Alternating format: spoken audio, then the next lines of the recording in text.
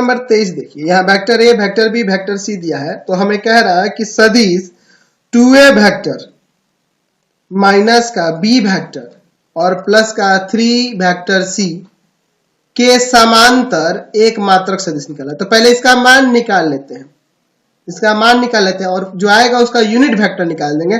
और चूंकि समांतर है तो दिशा कोई भी हो सकती है, तो प्लस माइनस कोई भी दे सकते हैं। तो सबसे पहले हम लोग इसका मान लेते हैं कि यह किसी वेक्टर के बराबर है। मैं इसे कुछ मान लेता हूं, मैं मान लेता हूं ये वेक्टर है आपका r, ठीक है, इसे मैं मान लेता हूं।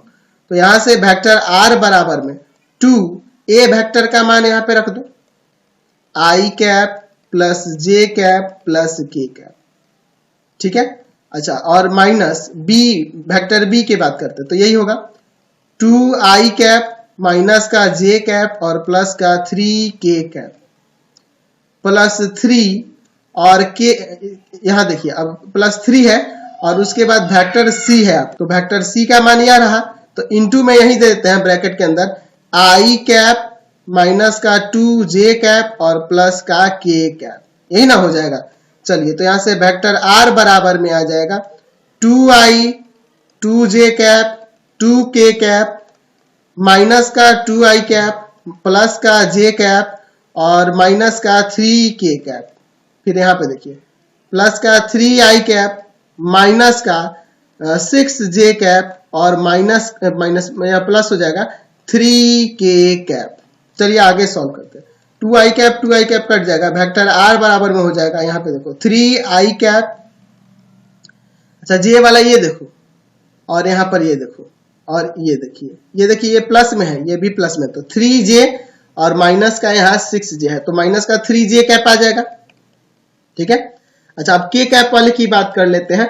तो यहाँ पे देखो ये प्लस में है, ये प्लस में है, 3 2 5, 5 में से यहाँ पे 3 घटा देंगे तो 2 बचेगा, तो 2k कैप आ जाएगा। चलिए, तो अब इसका यूनिट वेक्टर पहले निकाल लेते हैं। तो पहले इसका मैग्नीट्यूड निकालना होगा ना जी, तो रूट अंडर 3 का स्क्वायर प्लस में माइनस 3 का स्क्वायर प्लस में 2 का स्क्वायर। चलिए आगे सॉल्व करते हैं।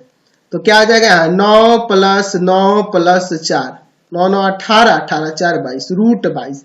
तो हमें निकालना था 2a वेक्टर माइनस का वेक्टर b और प्लस का 3 इंटू वेक्टर c के समांतर इकाई सदिश, इसके समांतर इकाई सदिश। तो इसके समांतर इकाई सदिश की बात करेंगे तो वह प्लस माइनस इसके यूनिट वेक्टर के बराबर हो सकता है, क्योंकि समांतर की बात करें तो दिशा विपरीत भी हो सकती है, इसलिए मैं यहाँ प्लस माइनस लेता हूं।